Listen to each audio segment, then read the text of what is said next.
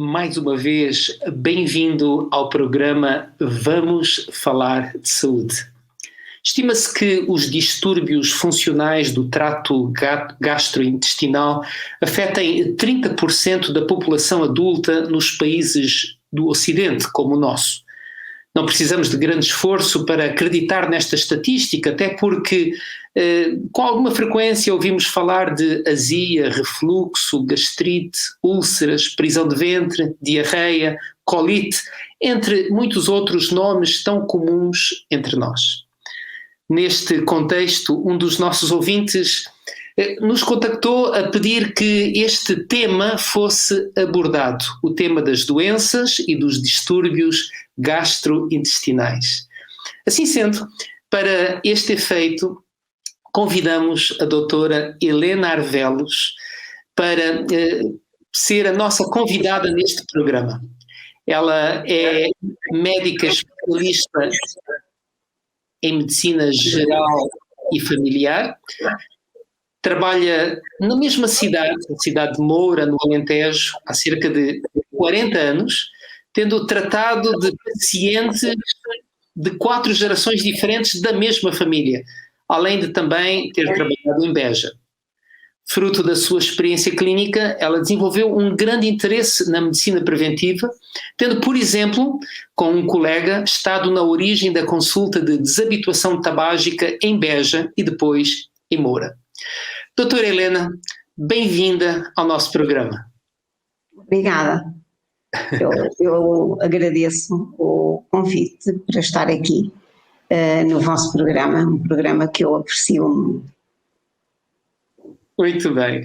Doutora Helena, então nós vamos conversar um bocadinho sobre o sistema, o aparelho digestivo, como nós o conhecemos melhor, não é? Para nele identificar então alguns dos distúrbios e doenças que mais nos afligem, não é? Assim sendo, vamos começar quase que aqui num pequeno percurso pelo aparelho digestivo. Vamos começar pelo esófago. O que é que pode correr mal neste órgão? Ora bem, o esófago, como a maior parte das pessoas sabe, faz parte do aparelho digestivo, mais particularmente do tubo digestivo, que como também todos nós sabemos, se inicia na boca. É na boca que começam a fazer-se, que têm lugar as primeiras atuações para conseguirmos digerir os nossos alimentos. E após a passagem pela boca, onde começa logo uma série de atividades no sentido de tornar os alimentos mais pequenos e, se é possível, nós deglutirmos, eles depois passam para a faringe e vão para o esófago. A passagem pelo esófago é relativamente rápida, se tudo correr bem, e normalmente é indolor, é relativamente assintomática, nós não sentimos os alimentos a passarem através do esófago. Mas às vezes as coisas podem não correr bem. Há várias patologias que podem ocorrer a nível do esófago, mas uma que eu gostaria hoje aqui de destacar é a doença do refluxo gastroesofágico. É uma doença muitíssimo prevalente e que pode ter consequências nefastas na nossa saúde. O que é que acontece? Portanto, normalmente, como tudo aquilo que existe no nosso corpo, o nosso corpo é uma máquina maravilhosa, onde tudo foi criado com um fim e com um preciosismo. Nós por vezes nem conseguimos compreender completamente, mas quando tudo está a correr bem, o que é que se passa no esófago? Os alimentos passam pelo esófago, entram no estômago e há um anel no fundo do esófago com vários músculos que formam o esfíncter e que fecha, é como se fosse uma válvula quando o alimento entra, fecha, para que aquele alimento não volte para trás e não só, principalmente para evitar que o conteúdo gástrico, que é diferente do conteúdo esofágico, reflua e possa vir trazer problemas a nível do esófago. Mas parece que às vezes ele volta, não é? Exatamente. Na doença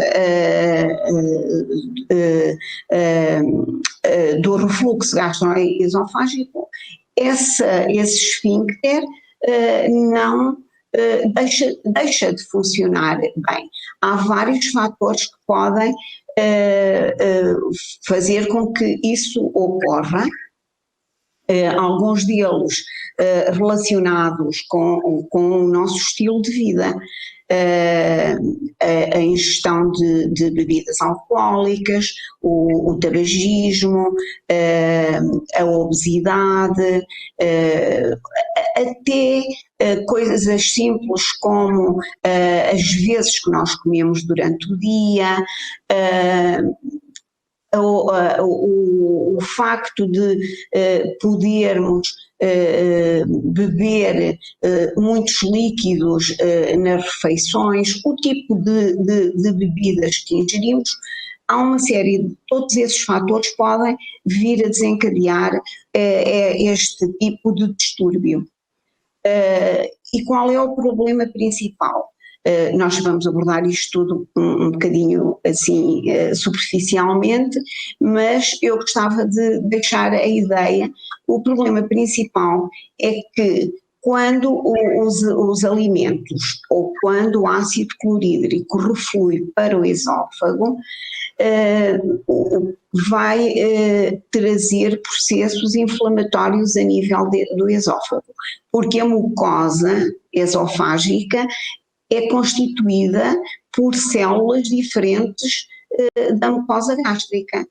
Lá está, aqui, mais uma vez, gosto de realçar a forma como tudo está criado de uma forma muito precisa e muito preciosa.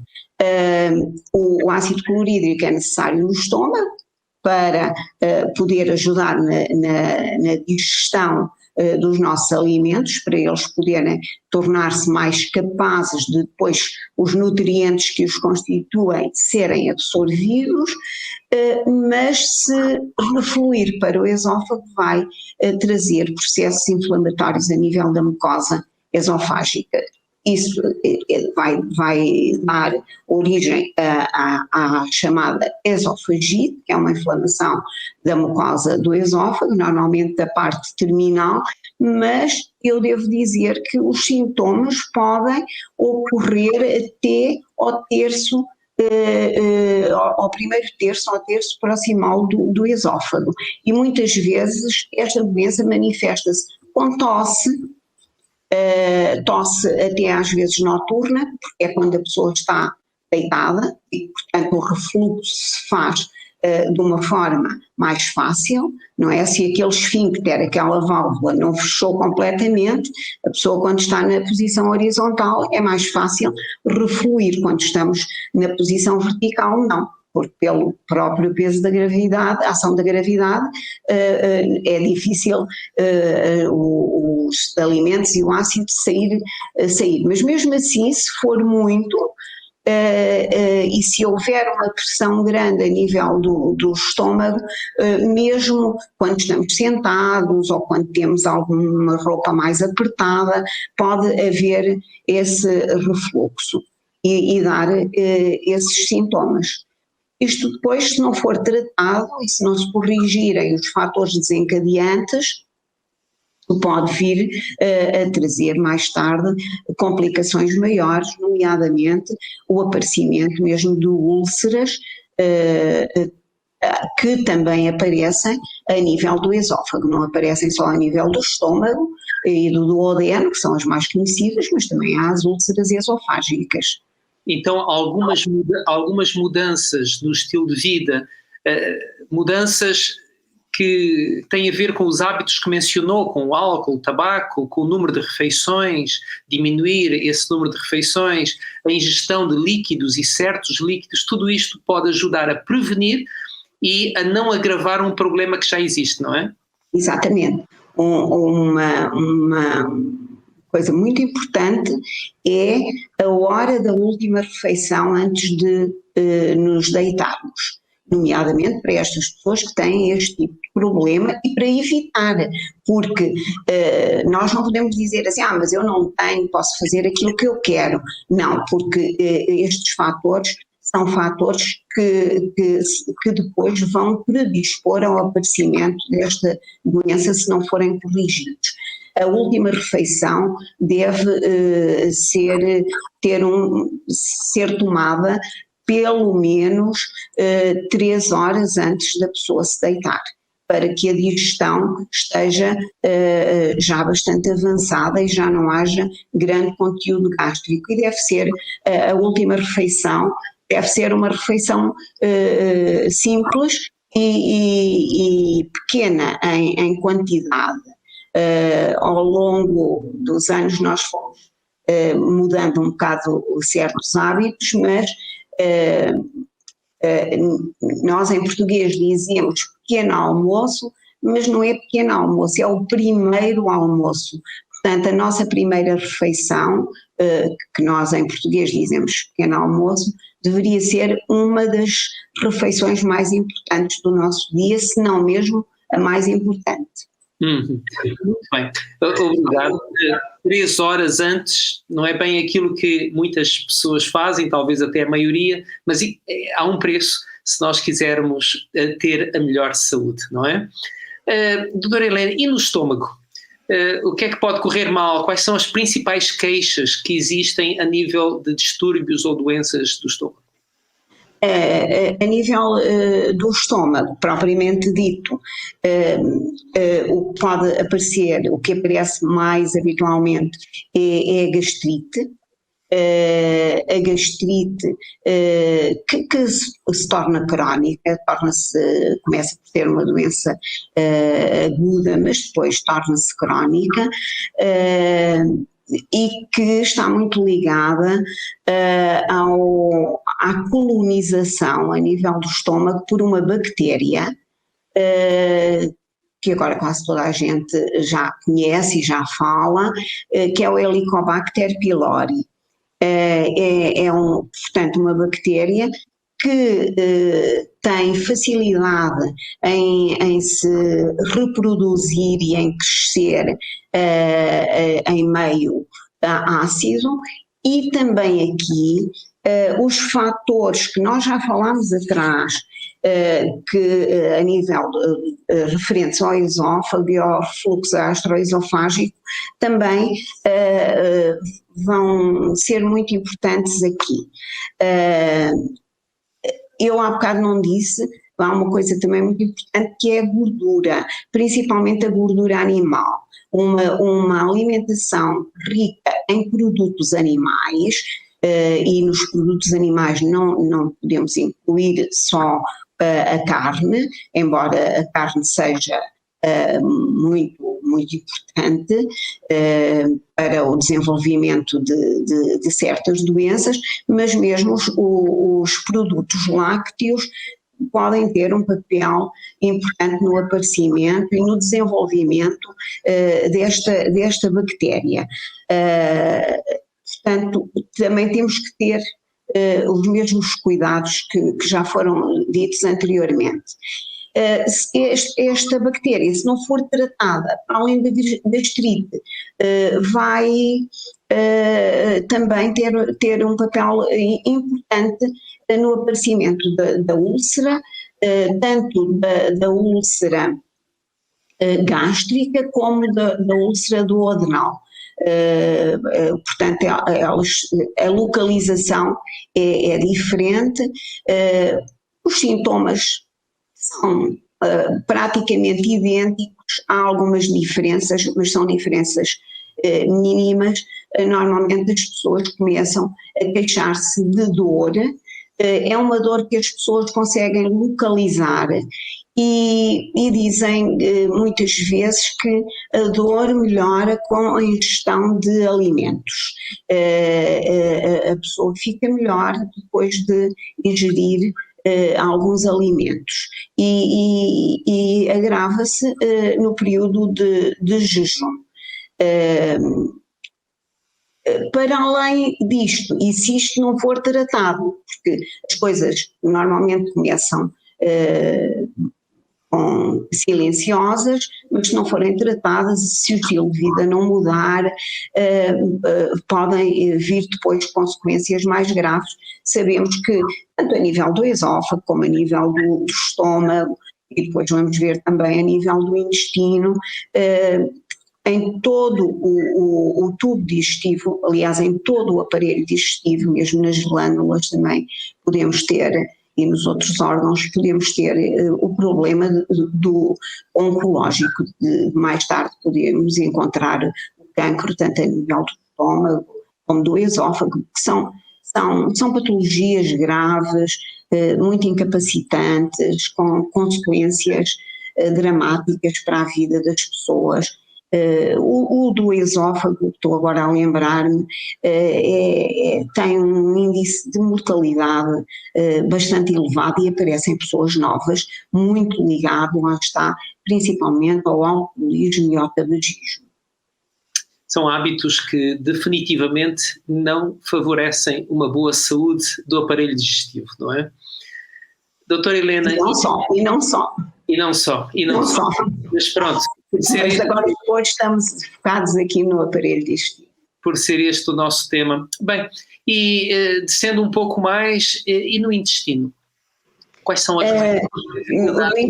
O intestino é um mundo, durante muito tempo não se ligou muito ao intestino, mas neste momento há muita gente a estudar o intestino e a encontrar uma complexidade enorme, de tal maneira que já se diz que o intestino é o cérebro do aparelho digestivo, dada a sua complexidade e às inúmeras funções que se realizam no intestino. Penso que se poderia um dia fazer um programa só sobre o intestino, não era o objetivo hoje, porque há realmente muita coisa que se pode estudar e partilhar acerca do intestino. De uma forma geral, todos sabemos que temos o intestino delgado e o intestino grosso. O intestino grosso, conhecido pelo cólon, é aquele que normalmente é mais citado nas patologias do intestino, embora haja patologias que também vão aparecer ao longo do intestino delgado. O que é que nós temos? Temos doença mesmo do intestino, e podemos agrupar algumas doenças num grupo a que chamaremos as doenças inflamatórias do intestino, pomos a sigla DII, e temos uma outra entidade que é um síndrome, que chamamos o síndrome do intestino irritável, que pomos a sigla SII. Eu vou começar por falar aqui nas doenças. Nas doenças propriamente ditas inflamatórias, não vamos falar muito, vamos dividir o tempo aqui para estas duas entidades.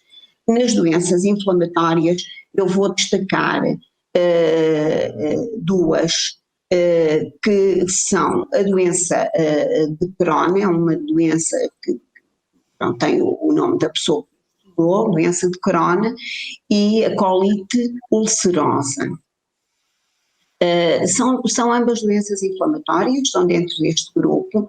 A doença de Crohn é uma doença que pode interessar toda a espessura da parede intestinal e que pode apresentar lesões em todo o tubo digestivo. A colite ulcerosa é um bocadinho diferente, só aparece a nível do cólon, as lesões aparecem a nível do cólon. Os sintomas, por vezes, são parecidos, são consideradas doenças autoimunes, portanto, daí também a sua gravidade e a sua complexidade. A doença de Crohn pode aparecer em pessoas muito novas, em jovens mesmo. Eu tive ao longo da minha vida como clínica vários casos de jovens com doença de Crohn. Há certos medicamentos que podem melhorar um bocado, mas também aqui as alterações no estilo de vida são fundamentais. Tudo o que nós dissemos para trás é importante. Falámos sobre o álcool, mesmo sobre o tabaco também, determinado tipo de alimentos de origem animal também aqui tem uma importância grande, as alterações na alimentação e no estilo de vida. Passando um pouco para o síndrome do intestino irritável. Isto aqui como eu disse, é um conjunto de sintomas. Se fizermos exames, enquanto que na doença inflamatória, se nós fizermos exames, vamos encontrar alterações a nível da mucosa, vamos encontrar úlceras que podem ser mais ou menos graves, sangramento, a nível físico há uma série de alterações. A nível do síndrome do intestino irritável, se vamos fazer exames e está tudo bem. O problema está na funcionalidade do intestino e esta funcionalidade está alterada por fatores que por vezes não têm nada a ver com o aparelho digestivo. O stress é um fator muitíssimo importante nesta síndrome, que vai aparecer com cólicas que muitas vezes quase sempre estão relacionadas com a parte depois da defecação e do peristaltismo a nível do intestino. A pessoa sente que tem dor, como se diz na gíria, uma dor de barriga, e sente-se mal. Há muitos casos em que há mesmo perda de consciência e que as pessoas ficam muito alarmadas e as pessoas que estão à volta ficam muito alarmadas pensando que é uma coisa muito grave que está a acontecer. Pode acontecer até nas crianças, isto pode acontecer em crianças, mas não é uma situação de gravidade quando a pessoa começa a conhecer e a perceber porque é que tem esses sintomas.